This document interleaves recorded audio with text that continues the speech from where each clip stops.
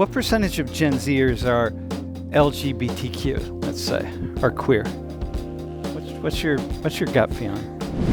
Why are so many women in the Gen Z population identifying as bisexual? Like, what's going on? What do you think? But I'm just trying to understand, for people who are trying to understand your generation, what are you experiencing that people in my generation didn't experience?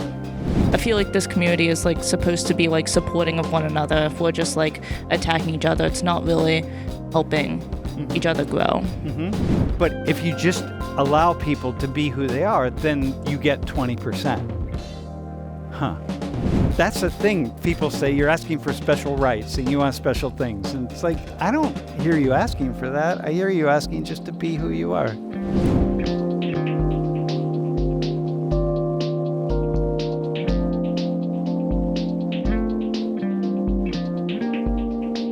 What percentage of Gen Zers are LGBTQ, let's say, or queer? What's your gut feeling? I'm not really sure. Maybe like 15%, maybe. What do you think? Maybe like 20, 25. 20 or 25 of Gen Zers. Yep. Okay. You look at the numbers. This is kind of straightforward to what has been true. It's slowly going up, the numbers. But mostly, you ask percentage of people who are just gay or lesbian. It's been around 3% forever.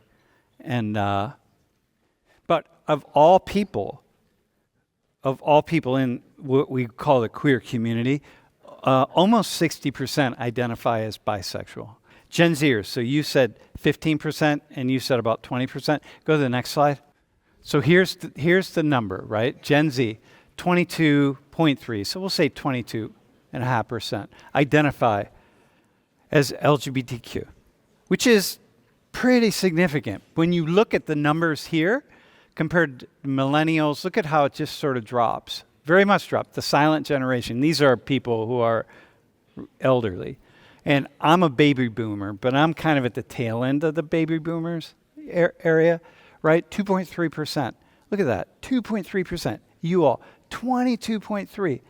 I mean, just hold that for a second. Think about what that means and the implications for that when you really look at these numbers. But here, this is bisexual, right? 15.3% of Gen Zers identify as bisexual, okay? And how many women and how many men? What do you think the difference is? Is it more men or more women? I feel it could be more women. Same?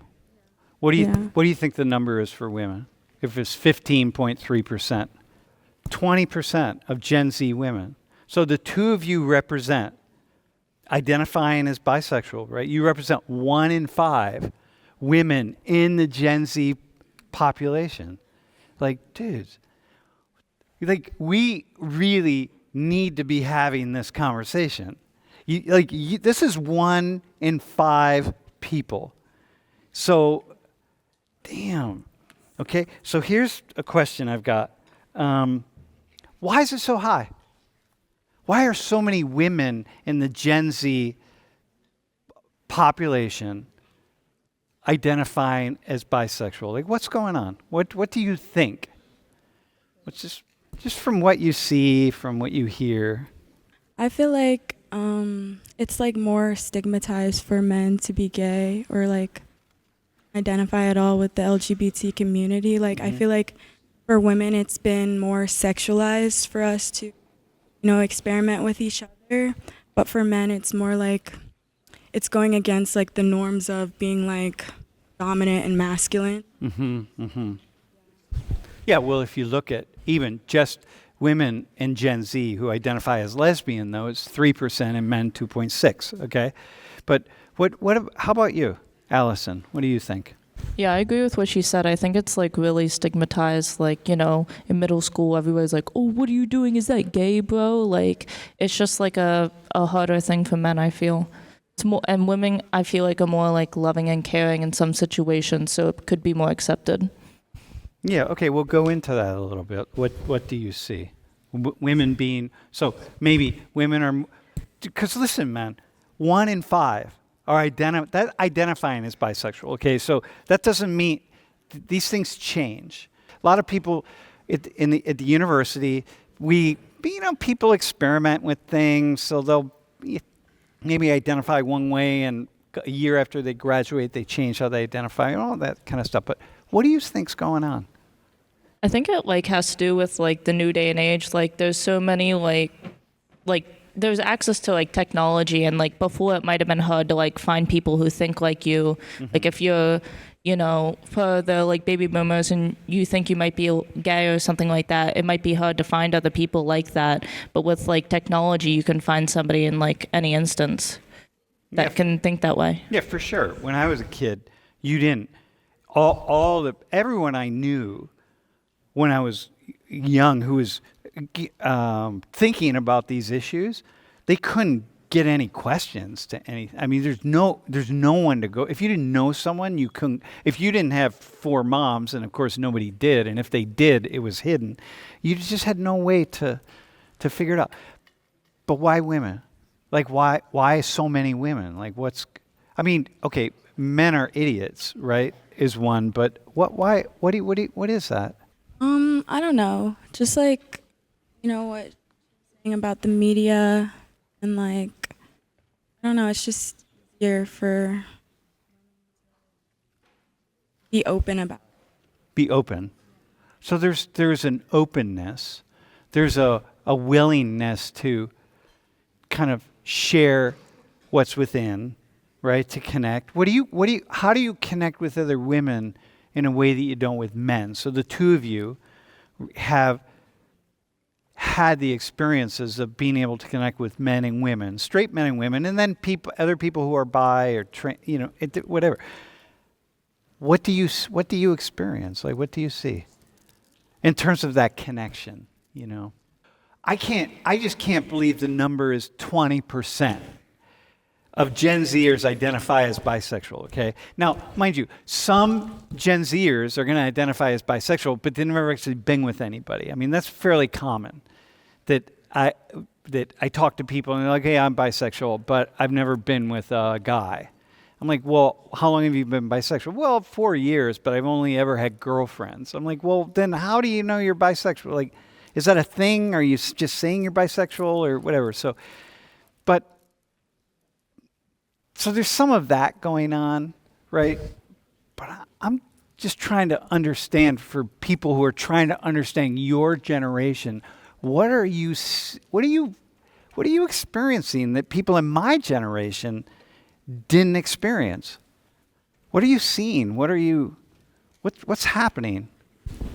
I think there's like a big sense of community that's also like pretty supportive. And like to the people that like haven't been in a relationship with like the same gender but like identify as bisexual, I think that's fine too. Like, I think you just know. It's like, how do you know you're straight? I just know whenever I'm going up, I like guys or I like gals, Do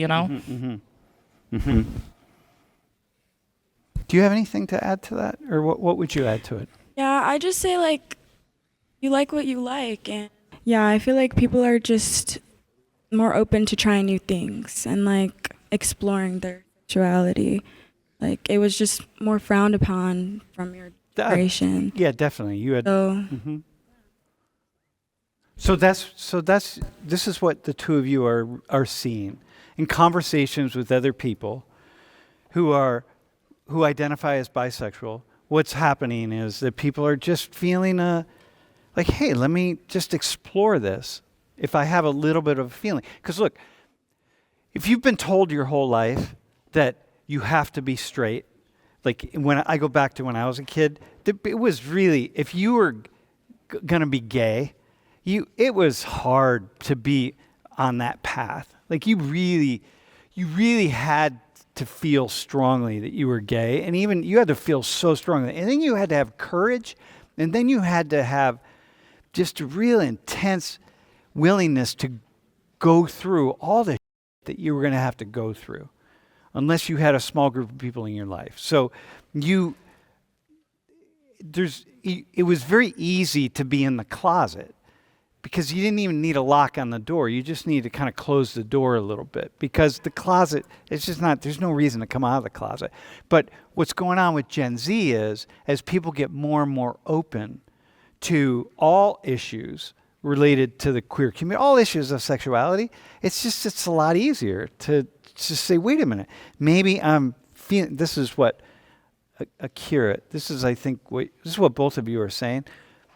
It's a lot easier if you're feeling something just a little bit, to say, hey, let me explore what that is. Let me open the closet door a little and just see what that is.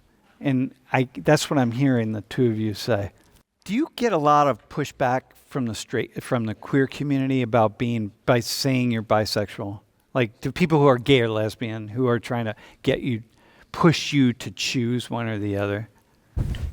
I mean, not me personally, but like I know that like that's a big conversation going on right now. Like some people might think if you're bisexual, you're like half straight, or you're not really like fully there. But like I feel like, you know, if you're bisexual, you're a part of the LGBTQ community. I mean, that's what the B is. I mean, I feel like this community is like supposed to be like supporting of one another. If we're just like attacking each other, it's not really helping each other grow.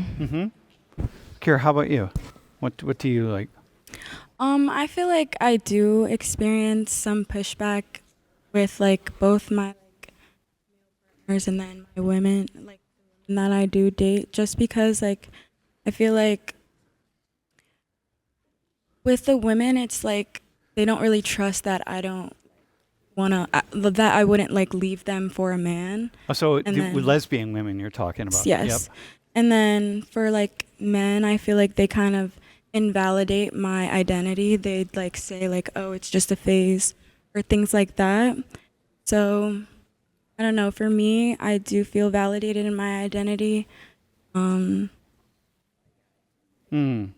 like guy. Did both of you always see yourselves as bisexual, or did you kind of walk into that from a particular direction? Like, did you first think, oh, I must be lesbian, or?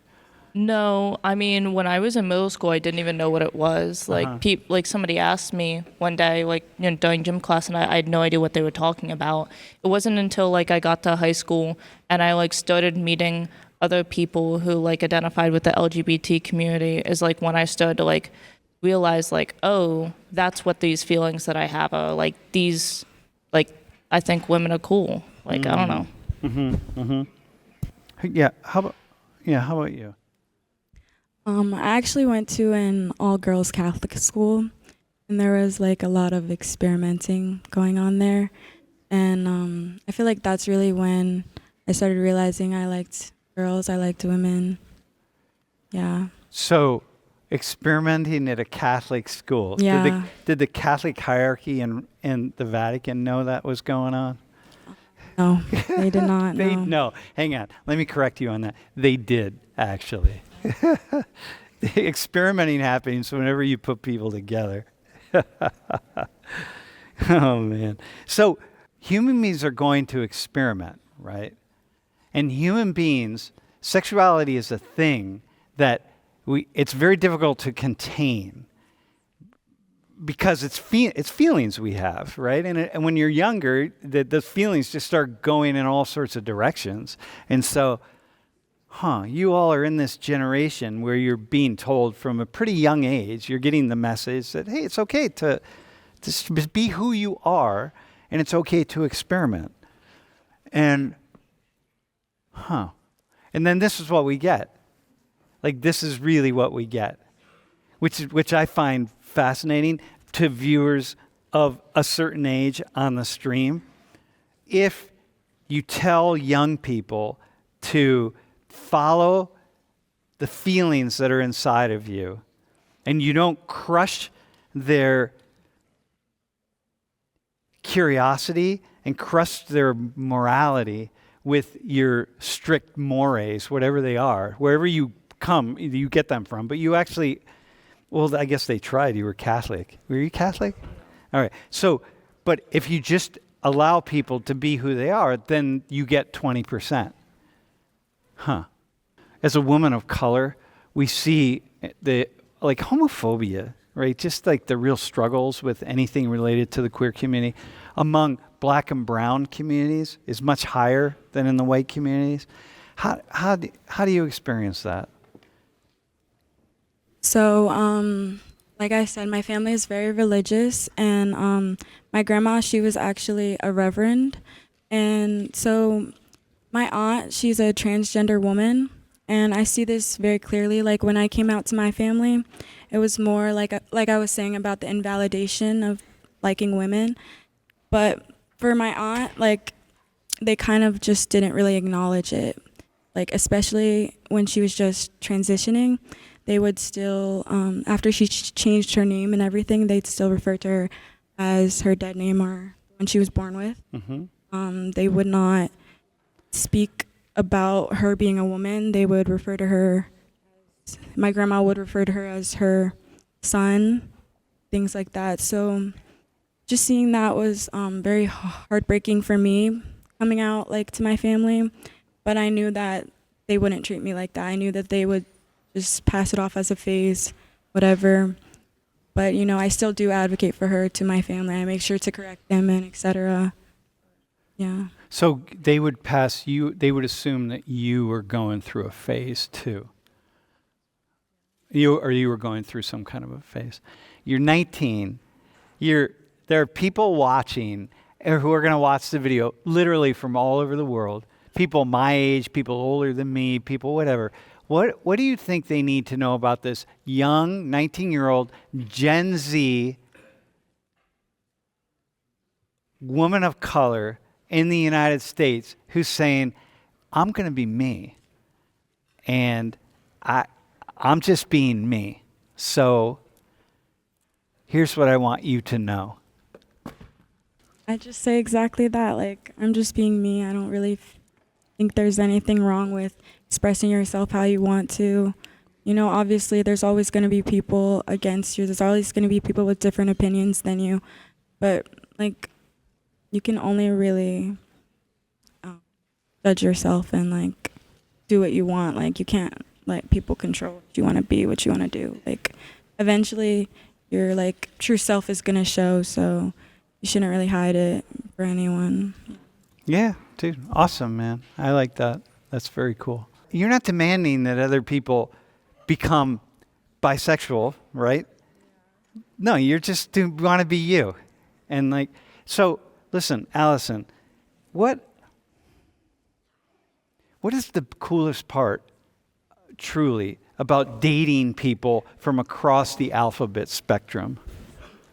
I mean, I just think like there's more care, there's more love, like there's more acceptance. Like I feel like people that are like, you know, part of the LGBT community like could be like less racist or anything like that, and that's something I look for in a partner. And so I just like that open-mindedness. I feel like people in the LGBT community are pretty open-minded. Yeah, not all though. I want to be clear. No. Yeah, but you look for that. Yeah, I do. I look for that. And you, on this dimension of your life, who you're just attracted to spiritually and physically and mentally and so many levels, right? Because it's so many layers. It's like you're just saying, yeah, I'm just open. What would you say to people who have a problem with that? Frankly, I don't care. I mean, you can have a problem with me. I'm going to say, damn, that's crazy. And I'm going to continue living my best life. Yeah. Like, there's lots of people that have problems with gay people, you know? I know some of them, like, pretty well, but here I am, you know? Yeah. Yeah, I don't understand what the problem would be for either of you, or Callie, for you, right? I mean, you go or your moms. It's like, here you are. You're living life, man. And none of the three of you are asking anybody for anything. You guys aren't asking for special rights, are you? That's the thing. People say you're asking for special rights and you want special things. And it's like, I don't hear you asking for that. I hear you asking just to be who you are. How do you deal with like a lack of acceptance of bisexuality, like both inside and outside of the community? Because I know your family, for you, Akira, said, oh, it's just a phase, like it'll pass. But like, I know I've seen like a lot of people say like bisexuality like isn't real, or like one day you'll grow up and like pick a side, like stuff like that. Yeah, how do you deal with that? Like, I don't really care. Like, I just keep living. Like, I don't know. I obviously I like advocate a lot for LGBT and transgender rights. So, you know, I keep my family informed. when you say rights, you mean just treat the community, members of the community, like you would treat anybody else. Yes. It's not special right. You're not asking for special things. You're saying No. just treat me like you would treat anybody else. Yes. Yeah. All right. That's fair. Including getting married, right? Yes. Which I never really understand the problem with marriage, because at least in this country, we have a separation of religion, church, and state. So like, what's the problem with queer people getting married? Because we shouldn't, church and state, by the way, people, they shouldn't be coming together anyway. That's the whole reason the United States got created. So like, okay, how do you deal with it? Her question. That's the struggle with people not being accepted inside the community, inside the queer community, who are telling you got to go one way or the other. Pick a side, damn it. I mean, I've been close with people like that, and so I just kind of ignore it, to be honest. Like, I don't think it's like pick a side, like, you know, you're bisexual because you like both men and women. You like everybody, you're pansexual. Like, that's just how that works. Like, there is no pick a side because you like both sides. I can like both chocolate and vanilla ice cream. Doesn't mean I have to just like one. Yeah. I don't get that. Well, the problem is it's threatening for people who are gay or lesbian, right? Because then it feels like, whoa, you get certain privileges that they don't have. And like you're half in. And I think it was a much bigger issue in the past, I should say. But now, as the queer rights have grown and expanded, it's less of a struggle, you know. But you got to go back, man. When I was your age, you would not. When I first started teaching this class, I would never get two people to come up here and talk to it was hard. Once in a while, someone who was gay in the class would raise their hand and say, I'm gay. But rarely, man. This is a totally different world.